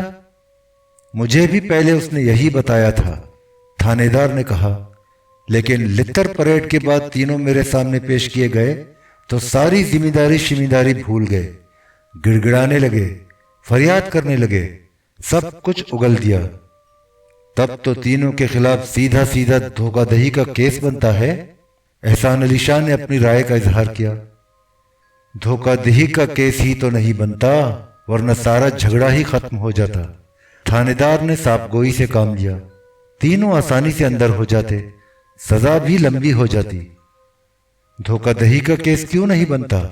مہربان علی نے دریافت کیا۔ یار مہربان علی، تو نے اپنے یہ بال کہاں سفید کر لیے؟ تھانے دار نے مسکرا کر طنزیہ لہجے میں مہربان علی کو مخاطب کیا۔ یہ تو سوچ، اتنی بڑی زمینداری اور جائیداد پر کوئی بھکاری یا بھٹے کا معمولی پتھیرا دعویٰ کرنے کی کیسے ہمت کر سکتا ہے؟ اس کے دعوے کی کچھ تو بنیاد ہوگی، ایسے ہی تو زمینداری اور جائیداد لینے نہیں چلے آئے۔ اس کے چہرے پر سنجیدگی چھا گئی۔ کیس کی نوعیت سے پتہ چلتا ہے کہ ارشاد الہی کوٹلہ ہرکشن کے ذمہ دار چودھری نور الہی مرحوم کا پتر ہے اور کلثوم بی بی اس کی بیوہ ہے۔ اگر معاملہ عدالت میں گیا تو ارشاد الہی کا وکیل محکمہ سیٹلمنٹ کے ریکارڈ سے ثابت کر دے گا کہ دونوں چودھری نور الہی کے وارث ہیں۔ تلاش کر کے اور بھی دستاویزی ثبوت مہیا کیے جا سکتے ہیں، گواہ بھی آسانی سے مل جائیں گے۔ گرداسپور کے ادھر بہت مہاجر ہیں، ان میں موضع نصیر پور کے رہنے والے بھی ہوں گے۔ کوئی اور کیس بنا کر تینوں کو اندر نہیں کرایا جا سکتا؟ احسان علی شاہ نے پوچھا۔ اندر ہی کروانا ہے تو ارشاد الہی اور اس کی ماں کو انسداد گداگری ایکٹ کے تحت آسانی سے جیل بھجوایا جا سکتا ہے۔ اصلی دعوے دار تو وہی دونوں ہیں، تھانے دار شاہ نواز خان نے وضاحت کی۔ لیکن یہ تعزیرات پاکستان کی دفعہ 109 ہے اور اس دفعہ کے تحت زیادہ سے زیادہ 6 مہینے کی سزا ہوگی۔ رساگیری یا چوری ڈکیتی کا کیس بھی مشکل سے بنے گا، اور اگر بن بھی گیا تو زیادہ لمبی سزا نہیں ہوگی۔ اس نے احسان شاہ کے چہرے کو بھرپور نظروں سے دیکھا۔ شاہ جی، کیس کے ان پہلوؤں پر وکیل کے ساتھ بیٹھ کر ہم پہلے ہی دیر تک غور کر چکے ہیں، اور آخر اسی نتیجے پر پہنچے تھے کہ ایسے فوجداری مقدمات سے تیرا کام نہیں بنے گا۔ یہ جائیداد کا جھگڑا ہے، سیدھا سیدھا سول کیس ہے، اس کا فیصلہ تو عدالت دیوانی سے ہوگا۔ اسے لڑنے کے لیے تیرا کیس بہت کمزور ہے۔ میری یہ رائے وکیل نے بھی تسلیم کی تھی۔ जब कोई मजबूत केस ही नहीं बनता तो फिर तीनों का टुंटा ही क्यों ना खत्म कर दिया जाए। एहसान अली शाह की आंखें आतिशदान में दहकते हुए अंगारों की सुर्ख सुर्ख आंच में कुछ ज्यादा ही सुर्ख नजर आने लगी। चेहरे से सफाकी झलकने लगी। लाशें भी आसानी से ठिकाने लगाई जा सकती हैं। शाह जी, पहले भी तो ऐसा कह चुका है। मैं एक बार फिर तुझे कहूंगा, ये ख्याल अपने दिल से निकाल दे। ऐसे खतरनाक चक्कर में ना पड़। थानेदार के चेहरे से परेशानी झलकने लगी। तैनू पता है, मेरे खिलाफ कत्ल के एक केस में पहले ही इंक्वायरी हो रही है। मेरे थाने की हदूद में एक नहीं इकट्ठे 3 कत्ल हो गए तो मैं मारा गया। उसका लहजा तीखा हो गया। क्या तू मेरी नौकरी लेना चाहता है? कुछ और सोच, एहसान अली शाह ने जोर देकर कहा। यह समझ ले, कोटला हरकिशन की जिम्मेदारी मैंने हरगिज हरगिज नहीं छोड़नी। उसका लहजा दुरुस्त हो गया। मैं ये देख ही नहीं सकता कोई भिकमंगा या कम्मी कोटला हरकिशन में जिम्मेदारी करे जिसका मैं जिम्मेदार रह चुका हूं। अब तो ये मेरी इज्जत और आन का सवाल बन गया है। कमरे में कुछ देर खामोशी रही। फिर मेहरबान अली की आवाज उभरी। अब तो एक ही सूरत रह जाती है। वो क्या है? थानेदार ने दरियाफ्त किया। क्या ऐसा नहीं हो सकता कि इरशाद इलाही और उसकी मां से समझौता कर लिया जाए? मेहरबान अली ने दबी जबान से अपनी तजवीज़ पेश की। उन्हें यह पेशकश की जाए कि वो कुछ रकम लेकर अपने दावे से दस्तबरदार हो जाएं और शाह जी के नाम जमींदारी और जायदाद मुंतकिल करने पर राजी हो जाएं। दोनों भिकमंगे हैं, आसानी से तैयार हो जाएंगे। थाने में एसएचओ साहब की तरफ से दबाव डाला जाए तो काम आराम से बन जाएगा। ये तजवीज़ मेहरबान अली ने पहले भी पेश की थी और मैंने इसकी मुखालफत की थी। नादिर खान ने मेहरबान अली की तायीद करते हुए कहा। मेरा ख्याल था कि वो अपने दावे से दस्तबरदार होने की बहुत लंबी कीमत मांगेंगे। तब तक मुझे पता नहीं था कि वो भिकमंगे और बिल्कुल कंगाल हैं। अब तो सूरत हाल ही बदल गई। वो बहुत कम पर तैयार हो जाएंगे। मैं तो समझता हूँ ज्यादा से ज्यादा 50,000 में मामला तय हो सकता है। मेहरबान अली ने बराह रास्त एहसान अली शाह को मुखातिब किया। शाह जी, क्या ख्याल है, इतने रुपए पर समझौता किया जा सकता है? 50,000 तक तो मैं देने को तैयार हूं, बल्कि उससे कुछ ज्यादा ही दे दूंगा। एहसान अली शाह ने मेहरबान अली की तजवीज़ बादल नख्वास्ता कबूल कर ली। जब उनके खिलाफ कोई मजबूत केस ही नहीं बनता तो और किया भी क्या जा सकता है।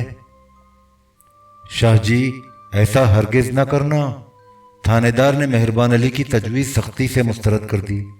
ऐसा किया गया तो मुझे डर है 50,000 रुपए के साथ साथ कोटला हरकिशन की जिम्मेदारी भी हाथ से निकल जाएगी। वो कैसे? मेहरबान अली ने हैरान और परेशान होकर अपने फौरी रद्दअमल का इजहार किया। समझौते की दस्तावेज पर दस्तखत होने के बाद जब 50,000 रुपए मिल जाएंगे तो लाली उनको किसी वकील के पास ले जाएगा। मेरा अंदाजा है कि वो बिल्कुल ऐसा करेगा। वो बहुत होशियार बंदा है। थानेदार ने अपने मौक़िफ़ की वजाहत की। वैसे भी गौर करने की बात यह है कि लाली हो या कोई और, लाखों रुपए की इतनी बड़ी जायदाद सिर्फ 50,000 में देने पर कैसे तैयार हो जाएगा? वो वकील के साथ जाकर थाने में रपट दर्ज कराएंगे कि शाहजी ने उनसे जबरदस्ती दस्तावेज पर दस्तखत करवा दिए। एयानत जुर्म के इल्जाम में मुझे भी साथ में शामिल करेंगे कि मैंने थाने में ले जाकर उन पर दबाव डाला, डराया, धमकाया। मेरे खिलाफ हब से बेजा में रखने, मारपीट और तशद्दुद करने के इल्जाम में दफा 307 के तहत मुकदमा चलाएंगे। अभी तो वो बिल्कुल भूखे नंगे हैं, उनके पास कुछ नहीं। 50,000 रुपए उनके हाथ में आए तो उसी से शाहजी के खिलाफ शान से मुकदमा लड़ेंगे। कमरे में सन्नाटा छा गया। एहसान शाह सर झुकाए गहरी सोच में डूबा हुआ था। मेहरबान अली और नादिर खान भी गुमसुम थे। आतिशदान में सुलगती हुई लकड़ियों में से एक जोर से चटकी, एक शरारा तेजी से उभरा और रोशनी की लकीर बनाता हुआ फिजा में बिखर गया। एहसान शाह ने चौंक कर आतिशदान की जानिब देखा और लम्हा भर तक टकटकी बांधे अंगारों को देखता रहा। फिर थानेदार की तरफ मुतवज्जा हुआ। शाहनवाज, तू ये चाहता है कि मैं कोटला हरकिशन की जिम्मेदारी उन भिकमंगों को दे दूं? ये नहीं होगा। उसके चेहरे पर गम और गुस्से के साए फैल गए। तू मेरी कोई मदद नहीं कर सकता। तेरी यारी मेरे कब काम आएगी? शाहजी, थानेदार ने एहसान शाह की आंखों में आंखें डालकर पूछा। 50,000 उन्हें देने की बजाय تو مجھے دے سکتا ہے؟ یہ روپے تو لے لے، پر میرا کام پکا ہونا چاہیے۔ احسان علی شاہ فوراً رضامند ہو گیا۔ رب سوں، مجھے اس میں سے ایک پیسہ بھی لینا حرام ہے۔ تھانے دار نے قسم کھا کر احسان شاہ کو باور کرانے کی کوشش کی۔ اگر ایک بندہ ہوتا تو 10,000 ہی میں کام بن جاتا، لیکن وہ اکٹھے 3 ہیں۔ اس کے ہونٹوں پر زہرخند نمودار ہوا۔ اب تک تو لیتا ہی رہا، مگر تیری خاطر اس دفعہ رشوت دوں گا، اور ان سب کو دوں گا جن سے مجھے کام کرانا ہے۔ مگر تو میرا کام کرائے گا کیسے؟ احسان علی شاہ نے پوچھا۔ روپے تو میں تجھے کل ہی صبح پہنچا دوں گا، یہ تو مجھ پر چھوڑ دے۔ تھانے دار نے کھل کر بات نہیں کی۔ میں چاہتا ہوں تیرا کام بھی بن جائے اور کوئی خطرہ بھی مول لینا نہ پڑے۔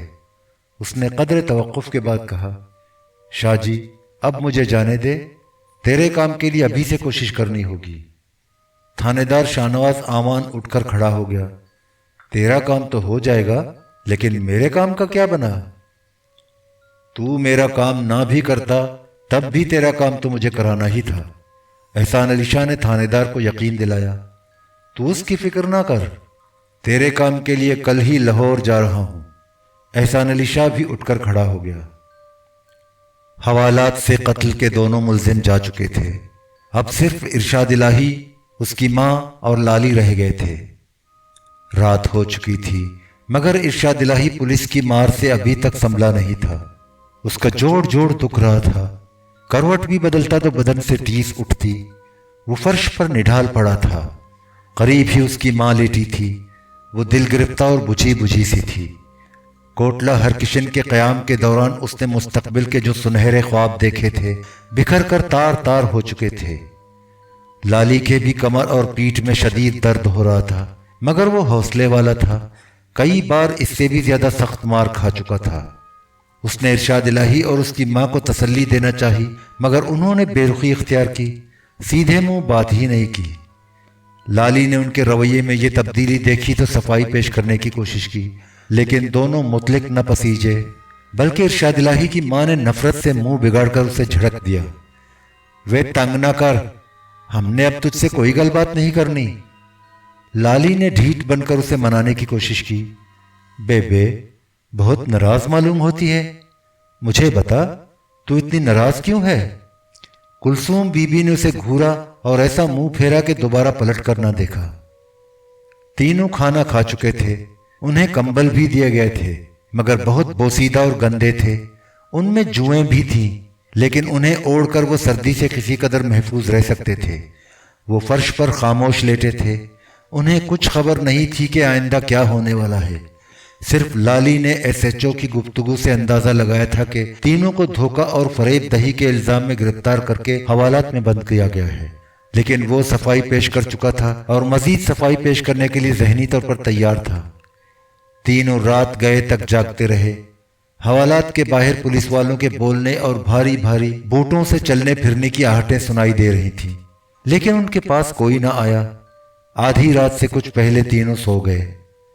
صبح ہو گئی، کوئی ان کے پاس نہ آیا۔ دن چڑھے انہوں نے ایس ایچ او کو اپنے دفتر میں جاتے ہوئے دیکھا، مگر اس نے تینوں میں سے کسی کو اپنے دفتر میں نہ بلایا۔ بہت دیر بعد وہ باہر نکلا۔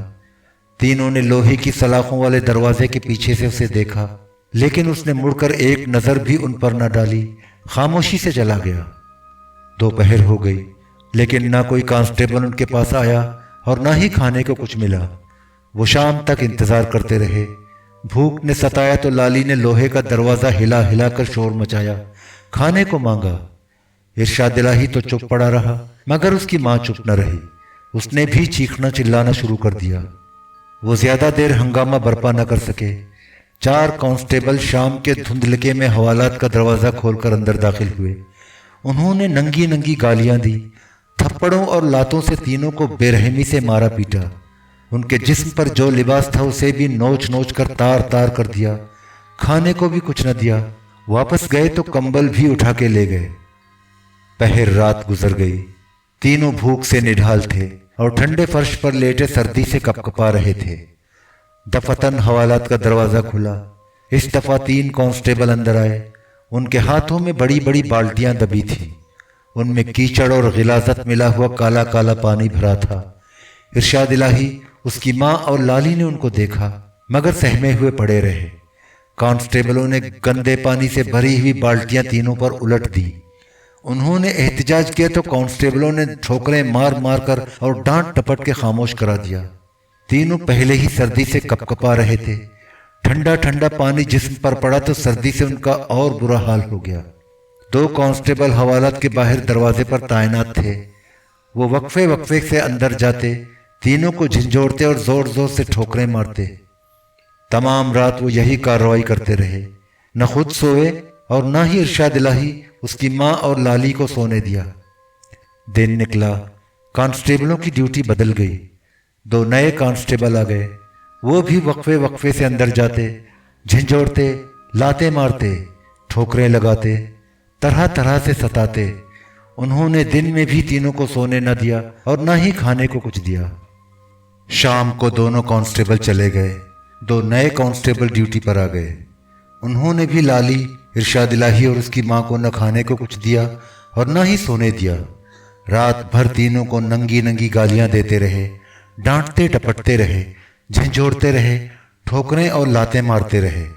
انہیں بیدار رکھنے کے لیے طرح طرح کے حربے آزماتے رہے۔ بھوک اور شب بیداری سے وہ اس قدر بے حال تھے کہ نہ بول سکتے تھے، نہ بات کر سکتے تھے اور نہ ہی کسی طور احتجاج کر سکتے تھے۔ جاڑوں کی یہ طویل اور سرد رات بھی تینوں نے سخت اذیت اور کرب کے عالم میں بسر کی۔ صبح ہوتے ہی رات کی شفٹ کے کانسٹیبل رخصت ہو گئے۔ ان کے جانے کے گھنٹہ بھر بعد صرف ایک کانسٹیبل آیا۔ وہ ان کے لیے کھانا بھی لایا مگر مسلسل فاقہ کشی اور شب بیداری کے باعث وہ اس قدر ناتواں اور نڈھال تھے کہ ان سے کچھ کھایا نہ گیا۔ کھانے سے فارغ ہوتے ہی تینوں کے ہاتھوں میں ہتکڑیاں ڈالی گئیں اور کانسٹیبلوں کی نگرانی میں ڈسٹرکٹ مجسٹریٹ کی عدالت میں پہنچا دیا گیا۔ عدالت میں پولیس کی جانب سے ان کے خلاف چالان پیش کیا گیا، جس کے مطابق تینوں کی گرفتاری لیونٹک ایکٹ کے تحت عمل میں آئی تھی۔ پولیس نے انہیں پاگل اور جنونی قرار دیتے ہوئے یہ موقف اختیار کیا تھا کہ مسمیان لالی اور ارشاد الہی اور مسمات کلثوم بی بی لاوارث اور بے سہارا ہیں۔ کوئی ان کی دیکھ بھال اور نگہداشت کرنے والا نہیں۔ ان کو اگر آزاد اور کھلے بندوں گھومنے پھرنے کے لیے چھوڑ دیا گیا تو وہ حالت جنون میں نہ صرف اپنی بلکہ دوسروں کی زندگی کے لیے شدید خطرے کا باعث بن سکتے ہیں۔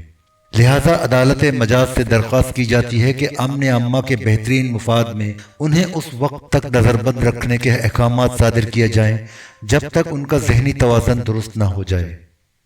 عدالت کی کارروائی شروع ہوئی تو مجسٹریٹ کے روبرو تینوں کی پیشی ہوئی۔ پیشکار نے ان کے مقدمے کی مسل مجسٹریٹ کے ملاحظے کے لیے پیش کی۔ اس نے مسل کھولی، پولیس کے چالان کا مطالعہ کیا، گردن اٹھا کر تینوں کو غور سے دیکھا۔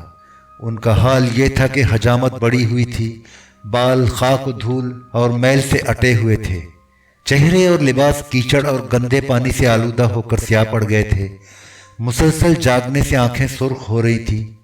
لالی کی شلوار کا ایک پائنچہ غائب تھا، دوسرا نصف سے بھی کم رہ گیا تھا، قمیص پر جگہ جگہ چیتھڑے لٹک رہے تھے، آستینیں بھی غائب تھیں۔ ارشاد الہی کے جسم پر میلی چیکٹ قمیص تھی اور شلوار پھٹ کر جانگیا بن گئی تھی۔ اس کی ماں کے سر سے دوپٹہ غائب تھا، کرتا اور شلوار اس طرح پھٹے ہوئے تھے کہ وہ نیم برہنہ ہو گئی تھی۔ تینوں سہمے ہوئے خاموش کھڑے تھے، ان کے گھناؤنے چہروں پر وحشت برس رہی تھی۔ وہ پھٹی پھٹی آنکھوں سے مجسٹریٹ کو دیکھ رہے تھے، ان کے سروں میں جوئیں پڑ گئی تھیں۔ وہ بے چین ہو کر بار بار اپنے بالوں کو کھبڑ کھبڑ کجا رہے تھے۔ وضاقتہ اور حلیے سے تینوں پاگل اور سودائی نظر آ رہے تھے۔ مجسٹریٹ ٹکٹکی باندھے ذرا دیر تک ان کا جائزہ لیتا رہا، پھر سر جھکا کر فیصلہ لکھنے لگا۔ لالی کھڑا سوچ رہا تھا کہ وہ عدالت کو اس ظلم ستم سے آگاہ کرے گا جو اس پر، ارشاد الہی اور اس کی ماں پر پچھلے چند روز میں پولیس کے ہاتھوں ڈھایا گیا تھا۔ مقدمے کی نوعیت اور اصل حقیقت تفصیل سے مجسٹریٹ کے سامنے بیان کرے گا، لیکن مجسٹریٹ نے نہ اس سے کوئی سوال کیا نہ ہی اس کا بیان ریکارڈ کیا۔ تینوں سے سرے سے کوئی بات ہی نہیں کی۔ لالی خاموش کھڑا سوچتا رہا اور مجسٹریٹ سر جھکائے لکھتا رہا۔ اس نے پولیس کے موقف کی تائید کرتے ہوئے یہ حکم جاری کیا کہ جیل کا ڈاکٹر حسب قاعدہ تینوں کا معائنہ کرے، اور اگر وہ بھی اپنی طبی رپورٹ میں انہیں پاگل اور ذہنی عدم توازن کا شکار قرار دے تو تعزیرات پاکستان کے دفعہ 6 کے تحت ان کے خلاف ضابطے کی کارروائی عمل میں لائی جائے۔ مجسٹریٹ کے حکم کی تعمیل کرتے ہوئے پولیس کی نگرانی میں تینوں کو ڈسٹرکٹ جیل بھیج دیا گیا۔ لالی نے ڈسٹرکٹ جیل کو دیکھا تو یہ سمجھا کہ مجسٹریٹ نے جوڈیشیل ریمانڈ پر تینوں کو جیل میں رکھنے کا حکم دیا ہے۔ ابھی مقدمے کی سماعت مکمل نہیں ہوئی۔ وہ اس جیل میں پہلے بھی حوالتی کی حیثیت سے رہ چکا تھا، لہٰذا اسے بخوبی علم تھا کہ جن ملزموں کے مقدمات زیر سماعت ہوتے ہیں انہیں سینٹرل جیل کے بجائے ڈسٹرکٹ جیل میں رکھا جاتا ہے۔ وہ زیادہ سنجیدگی سے سوچنے لگا کہ آئندہ پیشی پر وہ اپنے بیان میں کیا کہے گا اور کس طرح تینوں کو مظلوم اور بے قصور ثابت کرنے کی کوشش کرے گا۔ جیل میں پہنچنے کے بعد ڈاکٹر نے تینوں کا طبی معائنہ کیا، مگر اس نے بھی مطلق پوچھ گچھ نہ کی۔ چند ہی منٹ میں تینوں کو نپٹا دیا اور ان کے پاگل اور جنونی ہونے کی تصدیق کرتے ہوئے اپنی رپورٹ جیلر کو پہنچا دی۔ ارشاد الہی اور اس کی ماں کو کچھ خبر نہ تھی کہ ان کے خلاف کیا کارروائی کی جا رہی ہے۔ لالی بھی صورتحال سے قطعی بے خبر تھا، مگر جب اسے اور ارشاد الہی کو اس عقوبت خانے میں داخل کیا جانے لگا جس میں پاگلوں کو قید رکھا جاتا ہے تو لالی بہت سر پٹایا۔ اس نے گھبرا کر احتجاج کیا، اوے نمبردار، یہ تو چریا وارڈ ہے، اس میں کیوں بند کر رہا ہے؟ وہ لال ٹوپی والے نمبردار کی جانب متوجہ ہوا۔ یار، میں پاگل شاگل نہیں ہوں، میرا دماغ بالکل ٹھیک ٹھاک ہے۔ نمبردار نے منہ بگاڑ کر اسے غصے سے ڈانٹا۔ اوے چپ کر! اس کے ہونٹوں پر زہر خند نمودار ہوا۔ ہر پاگل یہاں آ کر شروع میں ایسی ہی بکواس کرتا ہے۔ اس نے دھکا دے کر لالی کو اندر کر دیا۔ لالی برابر واویلا کرتا رہا۔ نمبردار، میری گل تو سن، یار میری گل تو سن۔ مگر اس نے لالی کی ایک نہ سنی۔ پلٹ کر ارشاد الہی کو دیکھا، وہ حیران و پریشان کھڑا ٹکر ٹکر اس کا منہ تک رہا تھا۔ نمبردار نے ایک ہاتھ سے اپنی لال ٹوپی درست کی اور دوسرے ہاتھ سے ارشاد الہی کو زور سے دھکا دیا۔ وہ لڑکھڑاتا ہوا اندر داخل ہو گیا۔ نمبردار نے دروازہ بند کیا، تالا لگایا، بے نیازی سے مڑا اور آگے بڑھ گیا۔ قریب ہی زنانہ پاگل خانہ تھا۔ ارشاد الہی کی ماں کو اس میں پہنچا دیا گیا۔ پاگل خانے کی کوٹڑی میں 2 عورتیں پہلے سے موجود تھیں، دونوں ہی سڑی سودائی تھیں۔ کلثوم بی بی کو دیکھ کر انہوں نے بے ڈھنگے پن سے قہقہے لگائے، طرح طرح سے شکلیں بنائیں، اوٹ پٹانگ باتیں کی۔ خود کو ان کے نرغے میں پا کر کلثوم بی بی اس قدر حواس باختہ ہوئی کہ چیخنے چلانے لگی، ہائے میں مر گئی، یہ تو پاگل خانہ ہے۔ وہ غضبناک ہو کر پاگل اور دیوانی عورتوں کو ڈانٹنے پھٹکارنے لگی، چپ کریو کنجریو، پرے ہٹو، میں پاگل شاغل نہیں ہوں۔ اس نے چیخ چیخ کر لالی کو بھی گالیاں اور کوسنے دیے۔ وے لالی حرام دے، تیرا بیڑا ڈبے، ہم جوین سنگھ والا میں بھلے چنگے تھے، خانہ خراب، تو بہکا کر ہمیں وہاں سے لے آیا اور یہاں پاگل خانے میں ڈلوا دیا۔ وے تیرا ککھ نہ رہے، تو مر جائے۔ کلثوم بی بی کی چیخ و پکار چریا وارڈ میں بھی سنائی دے رہی تھی۔ لالی نے اس کے کوسنے اور تانے سنے تو سخت پریشان ہوا، غصہ بھی آیا اور دکھ بھی ہوا۔ اپنی بے بسی اور مجبوری پر دل ہی دل میں کڑتا رہا۔ پھر وہ ارشاد الہی کی جانب متوجہ ہوا۔ وہ فرش پر بے حال پڑا تھا، رک رک کر کھانس رہا تھا۔ کھانستے کھانستے اس نے ایک بار تھوکا تو بلغم کے ساتھ کہیں کہیں خون بھی ملا ہوا تھا۔ لالی گھبرا کر اس کی جانب بڑھا اور قریب جا کر بیٹھ گیا۔ اس نے ارشاد الہی کے ماتھے پر ایک ہاتھ رسان سے رکھ دیا۔ ماتھا گرم تھا، ارشاد الہی کو بخار تھا۔ لالی اور زیادہ تشویش میں مبتلا ہو گیا۔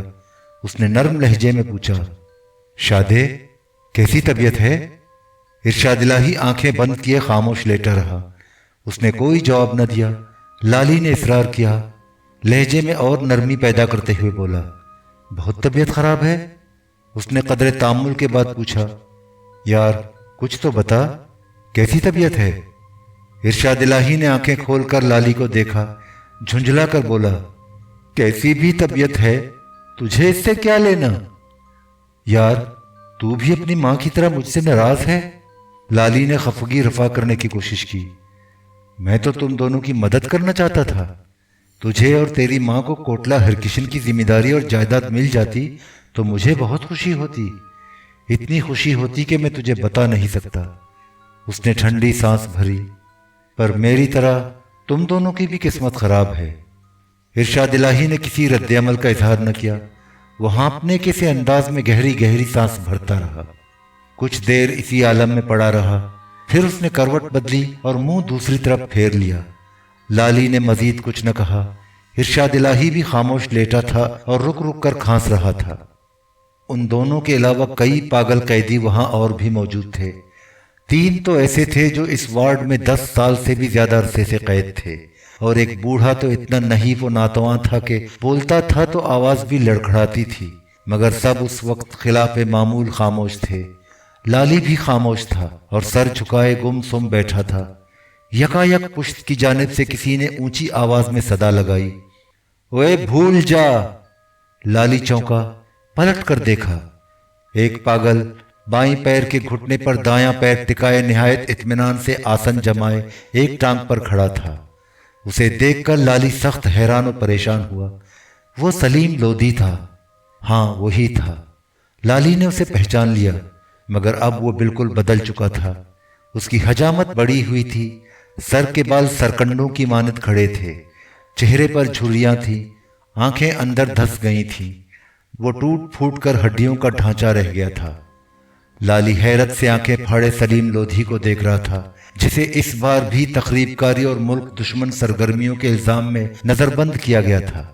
اسے گرفتار کر کے پہلے شاہی قلعہ لاہور کے عقوبت خانے میں لے جایا گیا تھا، جہاں اس قدر ذہنی اور جسمانی تشدد کیا گیا کہ وہ اپنا ذہنی توازن برقرار نہ رکھ سکا۔ لیکن ذہنی امراض کے اسپتال میں داخل کرنے کے بجائے اسے پچھلے مہینے مونٹ گمری جیل منتقل کر دیا گیا اور چریا وارڈ میں پاگلوں کے ساتھ رکھا گیا۔ سلیم لودھی اس وقت لالی کی موجودگی سے قطعی بے نیاز تھا۔ اس کے لاغر جسم پر جیل کی وردی تھی، آنکھیں بند تھیں، وہ مراقبے کے عالم میں بگلے کی طرح ایک ٹانگ پر کھڑا تھا۔ اسی عالم میں اس نے داہنا ہاتھ اٹھایا، انگشت شہادت کو چھت کی جانب بلند کیا اور پھر وہی صدا لگائی، اوے بھول جا! سلیم لودھی نے اوے کو اس طرح لمبا کر کے کھینچا کہ اس کی آواز دیر تک گونجتی رہی۔ لالی نے دل گرفتہ ہو کر سوچا، سلیم لودھی واقعی پاگل اور چریا ہو گیا ہے۔ اس کی اس صدا کا نہ معلوم کیا مطلب ہے، لیکن اس خود فراموشی کے عالم میں وہ جو کچھ کہہ رہا ہے ٹھیک ہی کہہ رہا ہے۔ وہ سب کچھ بھول چکا ہے اور صرف پاگل اور دیوانہ رہ گیا ہے۔ اسے بھی سب کچھ بھول جانا چاہیے، یہ بھی بھول جانا چاہیے کہ وہ لالی ہے۔ اب وہ صرف ایک پاگل ہے جس کا نہ کوئی ماضی ہے نہ مستقبل۔ جیل کے چریا وارڈ میں پاگلوں کے ساتھ رہ کر اسے سلیم لودھی کی طرح پاگل ہی بن کر رہنا ہوگا۔ یہ ایسا وارڈ ہے جس میں داخل ہونے کا تو راستہ ہے مگر واپسی کا کوئی راستہ نہیں۔ اس میں قیدی بننے کے بعد کوئی رہائی پا کر نہیں نکلتا، اس کی لاش ہی نکلتی ہے۔ سلیم لودھی نے ایک بار پھر اونچی تان میں صدا لگائی، اوے بھول جا! ارشاد الہی پر یکایک شدید کھانسی کا دورہ پڑا۔ وہ بے قرار ہو کر اٹھا اور دونوں ہاتھوں سے سینہ دبوچ کر زور زور سے کھانسنے لگا۔ اس نے کھنکار کر فرش پر تھوکا، بلغم کے ساتھ جیتا جیتا خون کا لوتھڑا بھی نکلا۔ ارشاد الہی نڈھال ہو کر ایک طرف لڑک گیا۔ ختم شد۔ تو اس قسط کے ساتھ عظیم اور بلند پایہ مصنف شوکت صدیقی کے تہلکہ خیز تخلیق ناول جانگلوس اپنے اختتام کو پہنچ گئی۔ میں آپ سب لوگوں کا، آپ سب احباب کا تہہ دل سے شکر گزار ہوں کہ آپ نے اس ناول کو شوق اور دلچسپی سے سنا، اور آخر میں ان احباب کا تہہ دل سے شکریہ ادا کرنا ضروری سمجھتا ہوں جنہوں نے اپنے دلچسپ حوصلہ افزا تبصروں اور کامنٹ سے اس دوران میری حوصلہ افزائی کی، اور ان کے تبصرے اور ہمت افزا کمنٹ ہمیشہ میرے لیے مشعل راہ اور حوصلہ افزائی کا باعث رہے۔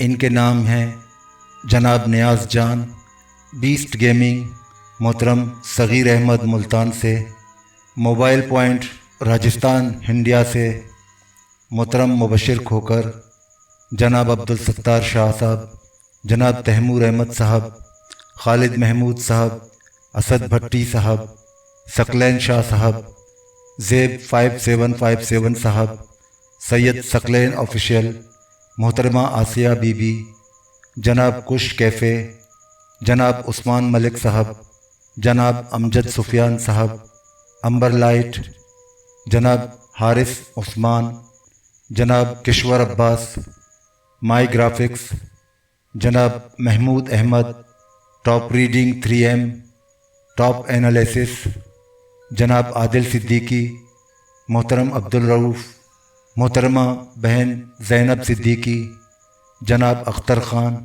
جناب راجہ ایم آصف، جناب رضا علی، کیمسٹری بائی سعد انور۔